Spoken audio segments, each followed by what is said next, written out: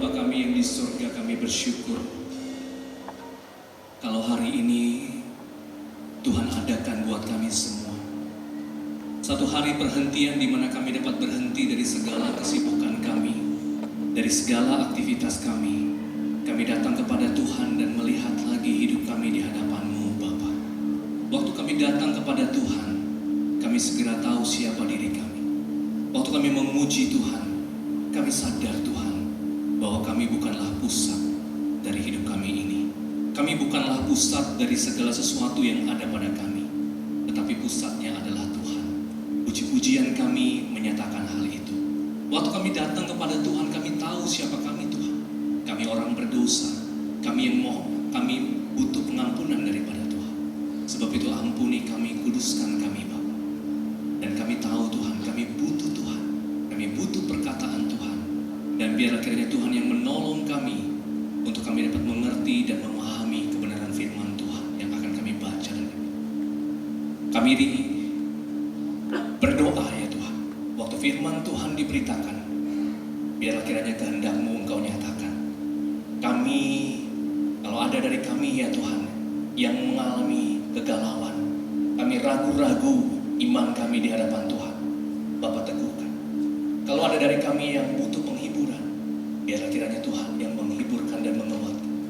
Kalau ada dari kami yang sulit melangkah ya Tuhan karena kami tidak berdaya, biarlah hari ini kami dapat menemukan Engkau sebagai penolong kami yang satu-satunya, yang tidak terkalahkan oleh apapun. Kami menyerahkan seluruh kami Tuhan dalam pengasihan Tuhan. Hamba-Mu yang penuh dengan keterbatasan, Engkau yang menolong, memampukan untuk dapat menjelaskan firman Tuhan ini dan menjadi berkat buat kami semua. Terpuji nama-Mu Bapa di dalam dan melalui Yesus Tuhan dan Juru Selamat kami yang hidup. Kami berdoa. Amin. Shalom Bapak Ibu Saudara yang kekasih. Berikan aplaus dulu buat Alon sama dengan tim musik singer yang luar biasa hari ini. Saudara, saya perkenalkan diri saya. Nama saya Pendeta Roni Lee, saya melayani di GPMPRI Kelapa Gading, saudara. Istri satu, nggak mau nambah. Dan saya dikaruniai 2 orang putri. Terima kasih buat Pak Jana, terima kasih untuk Gembala Sidang Pak Pierre. Menginginkan saya untuk dapat menyampaikan firman Tuhan pada hari ini. Saudara, mari kita membaca kebenaran firman Tuhan sekali lagi yang memang sudah ditentukan untuk kita pelajari bersama-sama pada pagi hari ini. Saya baca sekali lagi saudara, dari Yesaya 41 ayat 8 sampai ayat yang ke-14. Tetapi saya bacakan hanya beberapa bagian saja. Ayat 8. Tetapi engkau, hai Israel, hambaku, hai Yakub yang telah kupilih, keturunan Abraham yang kukasihi. Engkau yang telah kuambil dari ujung-ujung bumi, dan yang telah kupanggil dari penjuru-penjurunya. Aku berkata kepadamu, engkau hambaku, aku telah memilih engkau dan tidak menolak engkau. Janganlah takut, sebab aku menyertai engkau. Janganlah bimbang, sebab aku ini Allahmu. Aku menunggukan, bahkan akan menolong engkau. Aku akan memegang engkau dengan tangan kananku yang membawa kemenangan. Ayat 13. Sebab aku ini Tuhan Allahmu, memegang tangan kananmu dan berkata kepadamu, janganlah takut, akulah yang menolong engkau. Ayat 14. Janganlah takut, hai si cacing Yakub, hai si ulat Israel, akulah yang menolong engkau. Demikianlah firman Tuhan, dan yang menebus engkau ialah yang Maha Kudus, Allah Israel. Saudara, pernahkah saudara dalam hidup betul-betul tidak berdaya? Pernahkah saudara dalam masa hidupmu, saudara masuk dalam satu permasalahan, satu kesulitan yang membuat saudara nggak bisa buat apa-apa, nggak berdaya lagi, dan tidak punya pengharapan? Saudara, mungkin waktu saya berkata seperti ini, ada saudara yang berpikir, iya saya hari ini, saya alami ini. Atau mungkin ada yang berkata, saudara, iya saya yang alami itu karena saya punya penyakit. Sama seperti seorang kenalan saya, saudara, sebutlah namanya Bapak Markus, begitu ya. Namanya Markus, maaf kalau ada kesamaan nama, saudara. Saudara, Pak Markus ini mengalami gagal ginjal. Biasanya kalau orang gagal ginjal itu cuci darah berapa kali, saudara, dalam seminggu? Minimal 1 kali, bukan ya? Mungkin ada yang 2 kali, tapi dalam kasus Pak Markus, dia harus bolak-balik tiap minggu ke rumah sakit untuk cuci darah, saudara. Setiap minggu. Sudah berapa lama? Setahun?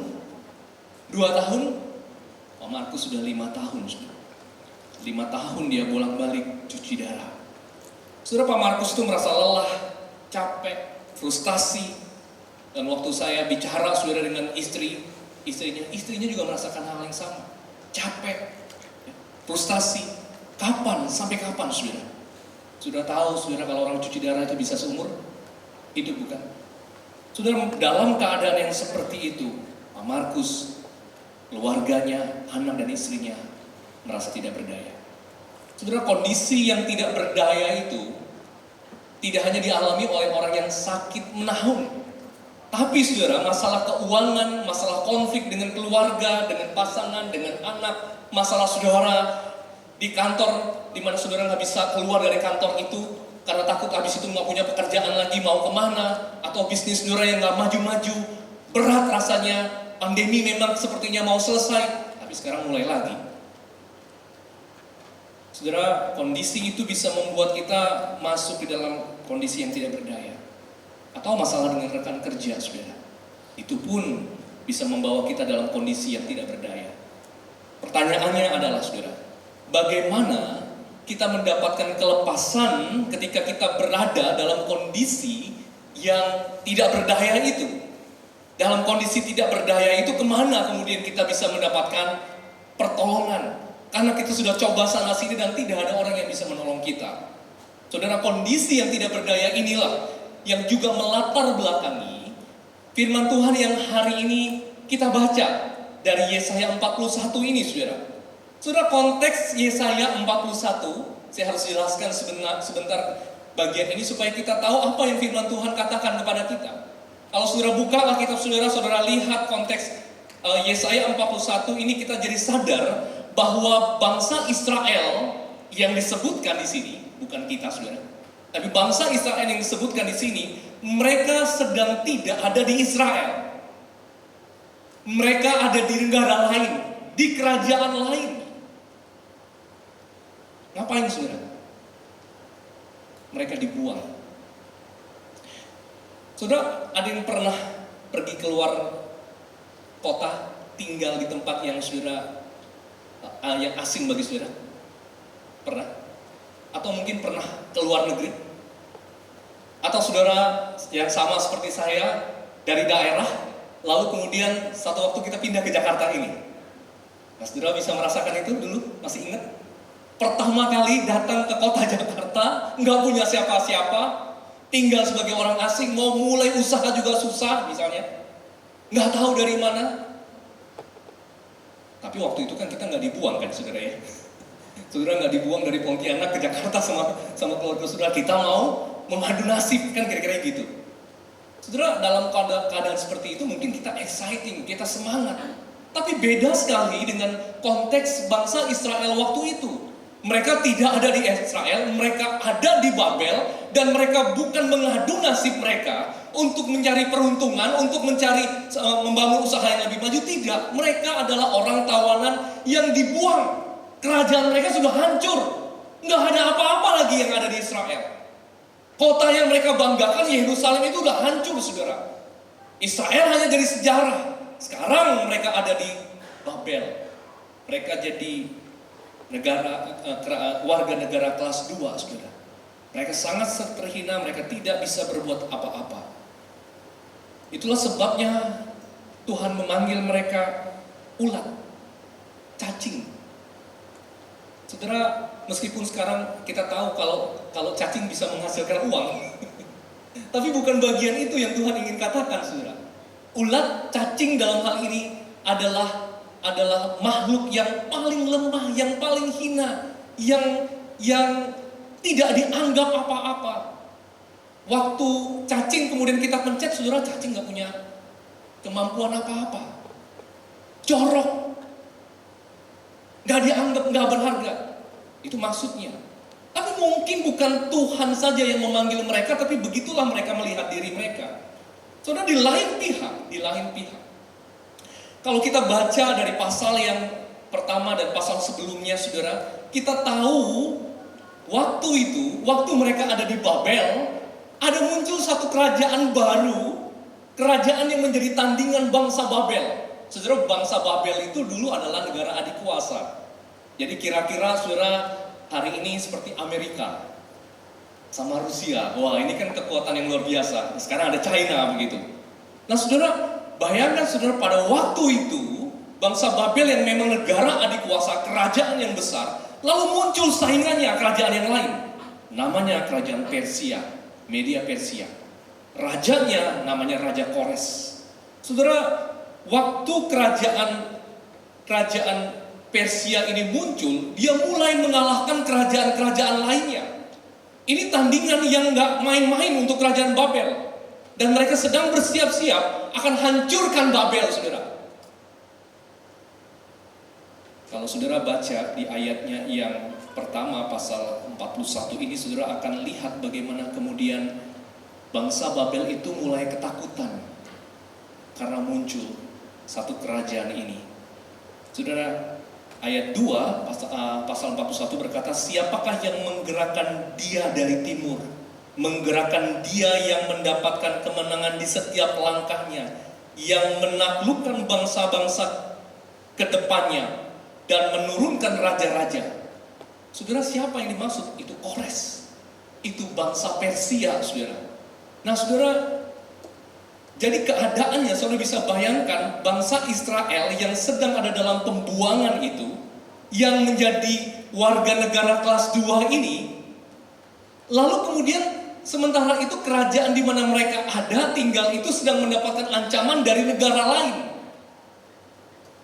Kalau bangsa Media Persia itu menang terhadap bangsa Babel, saudara, kemungkinan bangsa Babel itu akan dihancurkan. Kalau bangsa Babel saja dihancurkan, bagaimana dengan tawanannya? Bagaimana dengan orang-orang Israel yang dibuang di sana? Saudara, itulah yang mereka takutkan. Kalau saja orang Babel nanti dibunuh, dihancurkan, lalu kita ini orang buangan hidupnya bagaimana? Bagaimana kondisi mereka kalau Media Persia yang menang, kalau Raja Kores yang menang? Saudara, kondisi yang di luar kendali mereka inilah yang membuat mereka takut dan bimbang apa yang akan terjadi pada hidup mereka ke depan. Saudara, keadaan bangsa Babel, jika kerajaan Babel dimusnahkan, mungkin saja mereka tidak dibiarkan hidup. Mereka betul-betul, saudara, kondisinya merasa seperti ulat dan cacing yang tidak berharga. Saudara, dari mana bangsa Israel meminta pertolongan?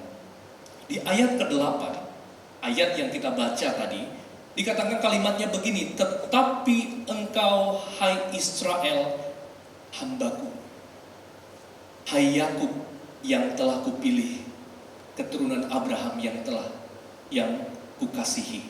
Saudara, tadi di ayat 1, pasal 41 sampai ayatnya yang ke-7, Tuhan sedang berkata kepada bangsa Babel itu, kamu harus takut memang dengan Media Persia ini.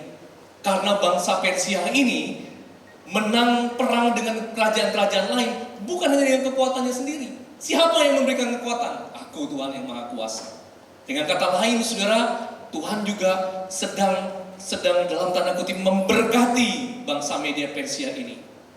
Kamu harus takut. Tetapi saudara, di ayat ke-8 Tuhan berkata begini, tetapi engkau. Kata ini sedang kontras dari perikop yang sebelumnya, saudara. Jika Babel takut dengan kedatangan Raja Kores, umat pilihan Allah tidak perlu takut karena mereka punya Allah. Dengan kata lain, Tuhan ingin kasih tahu begini, saudara. Kamu beda karena kamu umat pilihan. Disebut nama Yakub, disebut nama Abraham, saudara. Saudara, kalimat jangan takut, aku ini Allahmu diulangi 3 kali dalam perikop ini. Betul?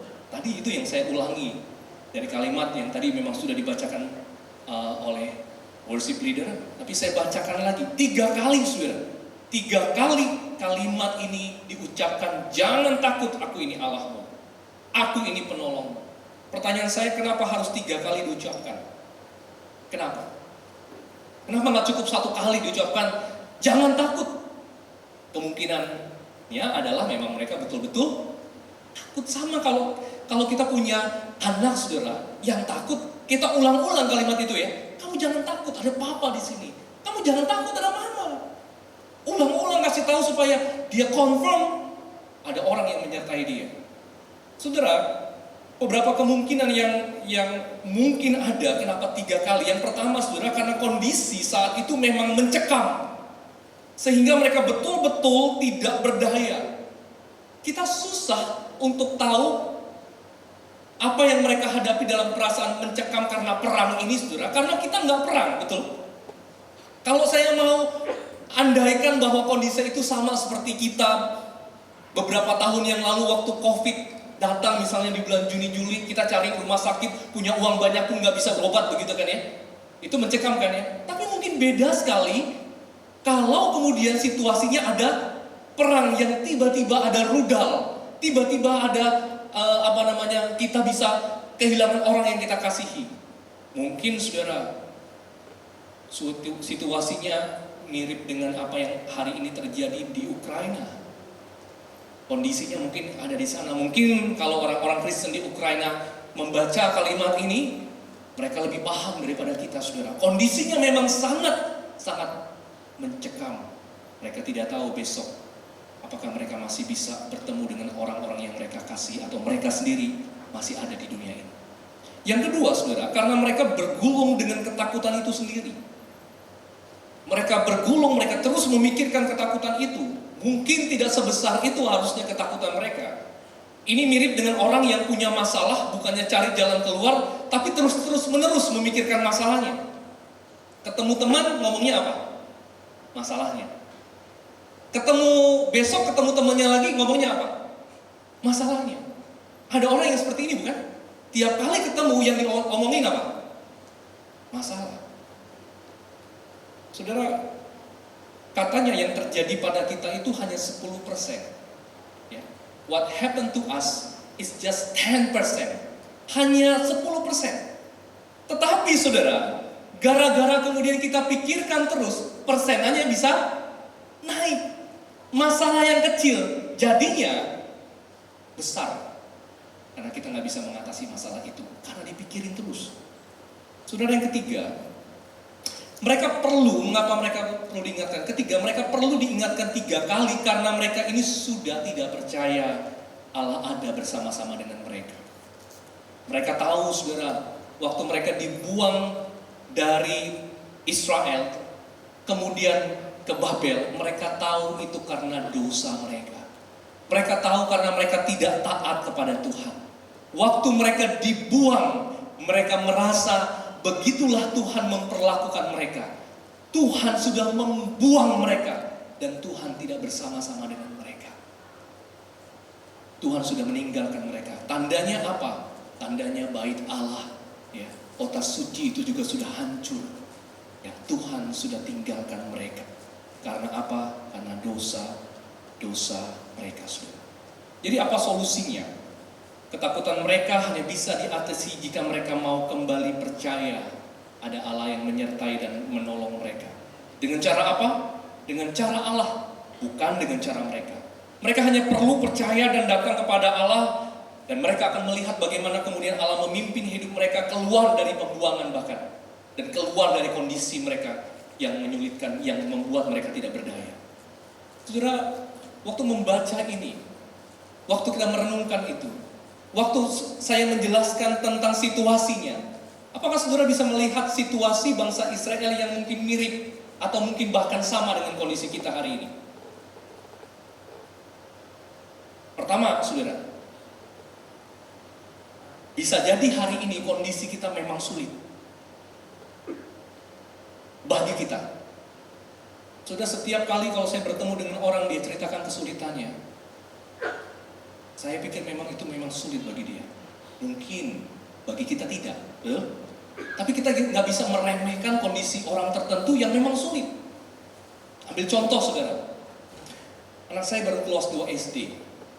Kelas 2 SD. Waktu dia kerjain matematika, bagi saya tambah-tambah kurang-kurang nggak ada masalah. Betul nggak? Iya kan? Untuk kita yang dewasa gampang. Tapi bagi anak saya belum tentu saudara. Bagi dia sulit. Jadi waktu dia bertanya, "Papi, 15 tambah 6 itu berapa?" Saya nggak bisa bilang, "Pikir sendiri." Masa gitu aja nggak bisa? Kan kamu punya otak. Saya nggak bisa ngomong begitu. Kenapa? Memang betul-betul sulit. Waktu teman saya sharing, "Aduh, gue di kantor ya, susah ngadepin orang yang seperti ini. Aduh, susah ngadepin bos yang seenaknya. Bagi saya gampang, ya udah kalau lu nggak mau sama bos itu keluar." Misalnya begitu kan ya.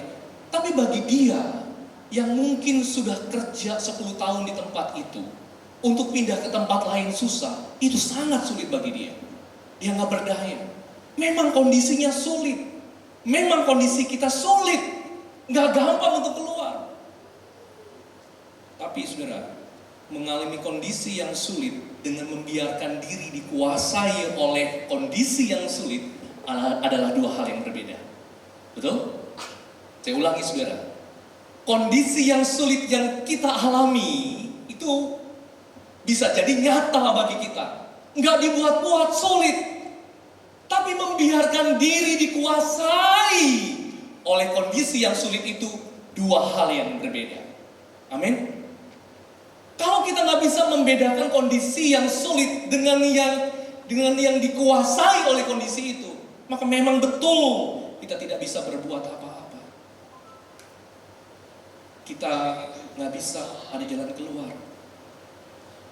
Saya mau bicara sama teman-teman muda hari ini yang hadir di sini. Ada yang ngomong sama saya begini, "Kok kalau udah terjebak pornografi ya kok, itu kayak lingkaran setan. Kayak lingkaran setan. Nggak bisa keluar. Terus menerus begitu." Bapak Ibu, percaya begitu? Kalau orang sudah terjebak pornografi itu masuk ke dalam lingkaran setan, nggak bisa keluar katanya. Saya bilang, siapa yang bilang? Nah, kalau ditanya begini, dia susah ngomongnya. Karena kalau sebentar kesaksian pribadi bukan? Teman saya yang ngomong kok, nggak bisa keluar. Saya bilang perkataan seperti ini bisa membuat kita tidak melihat Tuhan dalam situasi kondisi kita yang sulit. Betul? Kalau teman-teman pemuda, kalau kita bilang, teman-teman remaja, kalau kita bilang, kalau sudah terjebak pornografi nggak punya jalan keluar, ya, nggak ada jalan keluar, berarti kita bisa bilang juga apa? Tuhan juga nggak bisa buat gua keluar dari situasi ini. Sekali lagi, saudara, mengalami kondisi yang sulit dengan membiarkan diri dikuasai oleh kondisi yang sulit itu dua hal yang berbeda. Yang menguasai hidup kita itu bukan kondisi, bukan kesulitan kita, tapi yang menguasai hidup kita adalah Tuhan Yesus yang mati bangkit buat kita. Amin. Saudara harus bilang sama diri sendiri, gua sulit memang, tapi kesulitan ini tidak menguasai diri gua. Amin. Bilang sama teman-teman kita, kondisi lu memang sulit gua tahu, tapi jangan mau dikuasai oleh kondisi yang sulit itu. Yang kedua, saudara, setiap orang yang hidup itu punya masalah. Betul, saudara? Hanya orang mati yang gak punya masalah. Gak pernah kan saudara pergi ke rumah duka, lalu kemudian orang matinya bilang, "Bro, doain gua, lagi masalah nih." Gak ada kan? Kalau dia ngomong begitu, masalahnya pindah ke kita bukan? Saudara, orang hidup pasti punya masalah. Pasti. Tapi ada kalanya kita overthinking. Sehingga tadi saya bilang masalah yang kecil bisa jadi besar. Saudara pernah lihat ada komedi di sosial media, ya, drama singkat yang berbau komedi itu, ada orang yang mau mandi nggak jadi mandi, gara-gara overthinking. Pernah lihat? Kalau saudara nggak pernah lihat, berarti kurang bersosial media. Kira-kira begini, orang itu mau mandi, udah dengan handuk, dengan sabunnya, Terus di depan pintu kamar mandi dia bilang begini, nah gue mau mandi nih sekarang. Ya, aduh bentar dulu, kalau gue mandi nanti gue ganteng. Kalau gue ganteng nanti gue sombong. Nah kalau gue sombong Tuhan gak senang. Kalau Tuhan gak senang nanti Tuhan marah. Kalau Tuhan marah nanti gue masuk neraka. Jadi gimana? Mandi gak? Nggak jadi mandi orang tua orang. Nah saudara, itu orang over thinking. Bayangin kalau tiap hari begitu. Nah saudara lihat kanan kiri. Yang di samping saudara overthinking enggak? Jangan-jangan saudara udah gak mandi sebulan. Saudara, kalau kita terlalu memikirkan masalah kita, overthinking, memang mungkin tidak ada pertolongan bagi kita. Sebab itu saudara, bawalah, firman Tuhan berkata begini, bawalah segala kekhawatiranmu kepada Tuhan. Tuhan tahu kita ini mungkin cenderung overthinking terhadap apapun permasalahan yang kita punya. Tapi firman Tuhan bilang, serahkanlah segala kekhawatiranmu kepada Dia yang memelihara hidupmu. Lalu Tuhan kasih contoh apa? Lihat burung di udara, lihat bunga bakung. Kenapa dikasih contohnya seperti itu? Memang pasti mudah, tapi satu sisi menurut saya itu membuat kita terhina, bukan? Karena yang dikasih contoh ilustrasi itu sesuatu yang lebih rendah daripada kita. Kita ini diciptakan segambar dan serupa dengan Dia. Tuhan bahkan mati buat kita, saudara. Kenapa harus overthinking? Serahkanlah segala kekhawatiranmu kepadanya. Saudara, ketiga, Kenapa mungkin Tuhan juga harus ngomong jelas-jelas ke kita sampai hari ini? Jangan takut, karena mungkin saudara kita merasa kita ini memang berdosa, jauh dari Tuhan. Kita sudah gak layak lagi datang di hadapan Tuhan. Saudara yang berada di ruangan ini, atau mungkin saudara yang melihat rekaman itu atau video YouTube langsung merasa memang saya ini berdosa, saya gak layak. Jangan-jangan saudara yang ada di YouTube hari ini gak mau datang ke gereja bukan karena takut COVID, tapi saudara merasa gak layak di hadapan Tuhan. Saudara bikin dosa di hadapan Tuhan. Tiap kali ibadah juga rasanya gak merasakan hadirat Tuhan. Saudara pikir Tuhan jauh. Saudara, apakah ada yang menjauhkan kita dari kasih Kristus? Firman Tuhan jelas berkata, seorang malaikat pun tidak. Pelanggaran saudara, dosa saudara, kalau saudara mau datang kepada Tuhan, saudara tidak akan terpisah. Karena untuk itulah sebenarnya Yesus datang buat kita, saudara. Saudara, jadi apa solusinya? Saudara, Tuhan sudah mengerjakan bagiannya. Tinggal kita kerjakan bagian kita. Saudara, solusinya adalah arahkan mata kita kepada Tuhan Yesus dan datanglah kepadanya dalam keadaan yang tidak berdaya, apapun keadaan kita. Dari 3 keadaan yang tadi saya sebutkan di atas. Saudara, suatu hari kami sekeluarga itu pergi retreat. Ya, saya, istri dan anak kami udah lama banget gak retreat ya, sama mungkin seperti saudara yang udah lama gak retreat. Jadi kemudian kami pergi retreat. Nah, di tempat retreat itu ada kolam renang, nggak besar sih. Yaitu kolam renang biasalah untuk mungkin main game dan sebagainya. Nah, di kolam itu saudara ada kayu yang melintang. Ya, saya nggak tahu itu kayu apa, tapi itu kayu bulat yang melintang. Itu tampaknya buat orang yang main bantal gitu ya, yang dipukul jatuh. Lalu saudara, kami berenang di kolam itu. Nah, saya bilang sama anak saya baru umur 6 tahun. Saya bilang, Cece mau nyebrang di tengah kayu. Oh ya, boleh Pak. Lalu saudara, dia naik di atas kayu itu, di pinggirnya kolamnya sudah sana, saudara. Atau kalau saya mundur di sini, ini ujungnya sana, dia udah di sini, saudara. Kolamnya nggak besar lebarnya. Tapi saudara, apa yang kemudian dilakukan oleh anak saya? Dia hanya berdiri di pangkal kayu itu dan dia nggak bergerak. Dia bilang, papi, nggak berani aku. Saudara bilang, itu pendek, tinggal jalan aja kamu selesai. Pendek, saya bilang. Lalu kemudian saudara, dia turun, teman rekan saya, rekan hamba Tuhan yang lain naik. Lalu dia jalan, selesai. Saya bilang sama anak saya begini, "Cek, itu lihat Koko, bisa. Kamu juga bisa." Kira-kira menurut saudara, anak saya bisa nggak? Bisa. Saya udah begitu menyemangati dia, udah lihat contohnya.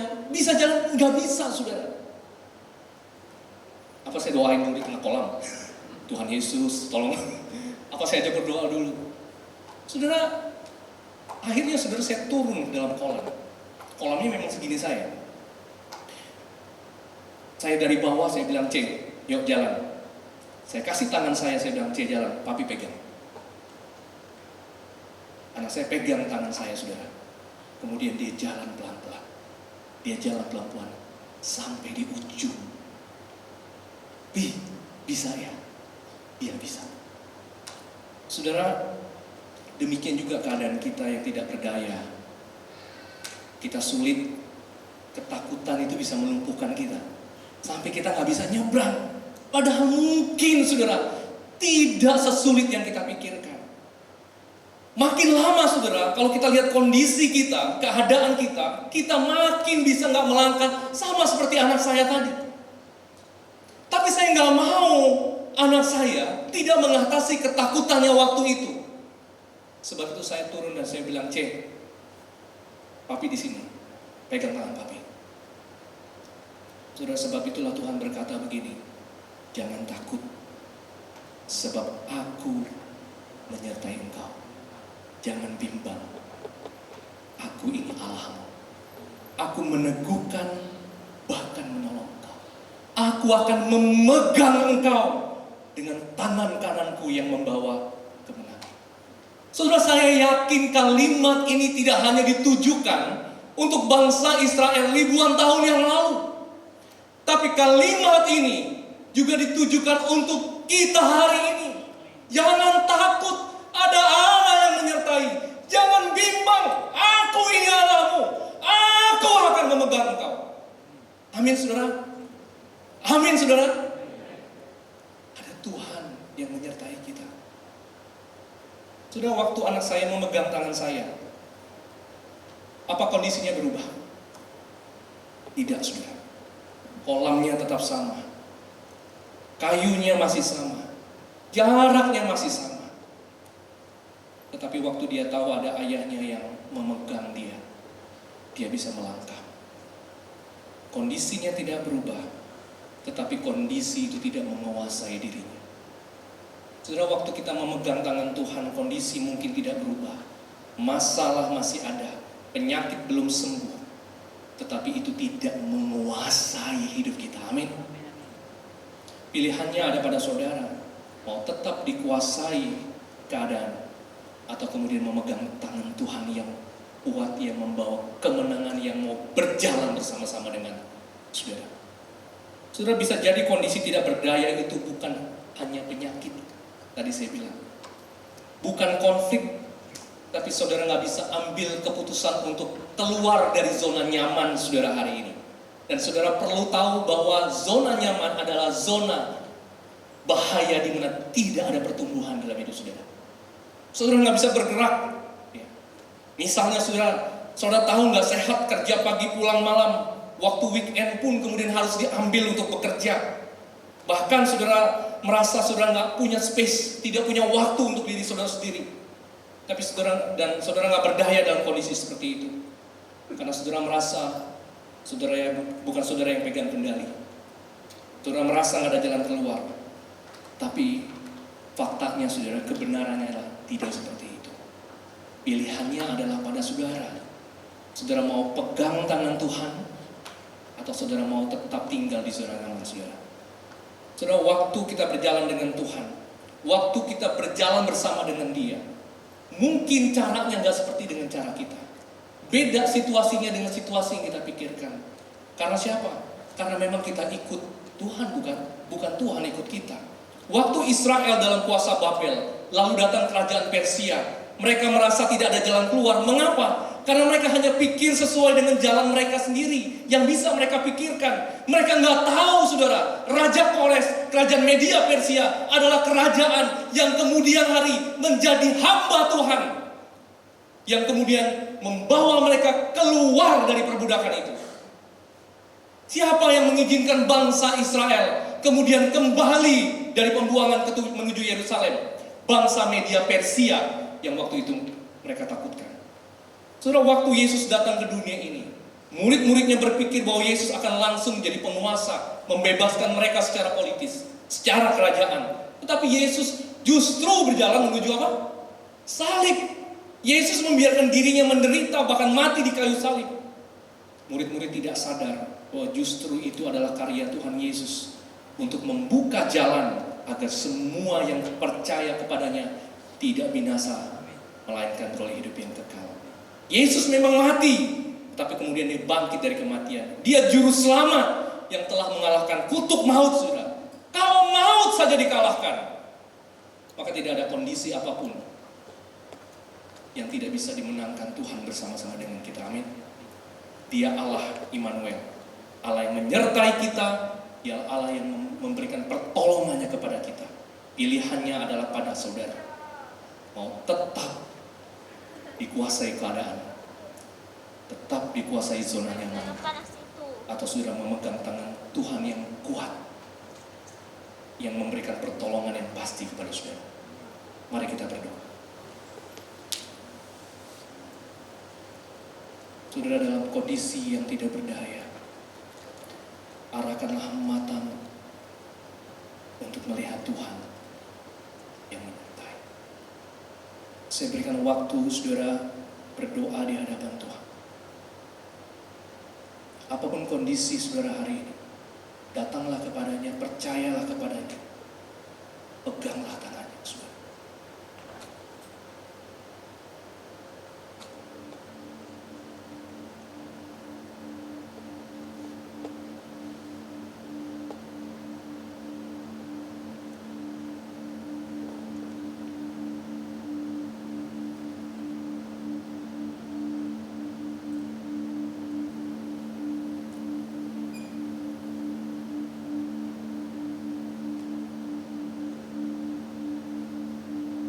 Bapa di surga, terima kasih untuk kebenaran firman yang hari ini menguatkan kami semua di tempat ini. Ada dari kondisi kami yang merasa dalam kondisi yang tidak berdaya. Hari ini kami mendengarkan kabar baik itu, Injil itu diberitakan ada Tuhan. Biar kami datang kepadamu Tuhan, biar kami bersujud di hadapanmu, kembali meminta pertolonganmu, meminta intervensi Tuhan dalam hidup kami. Kondisi memang mungkin tidak berubah, kondisinya masih sama, tapi kami mampu berjalan karena ada Tuhan yang berjalan bersama-sama dengan kami. Mungkin kami akan berderai air mata, tapi kami tahu Tuhan, air mata kami pun berharga di hadapan. Engkau ingin menuntun kami menuju kemenangan. Terima kasih untuk firman-Mu Bapa. Di dalam dan melalui Kristus Yesus, Tuhan Juru Selamat kami yang hidup,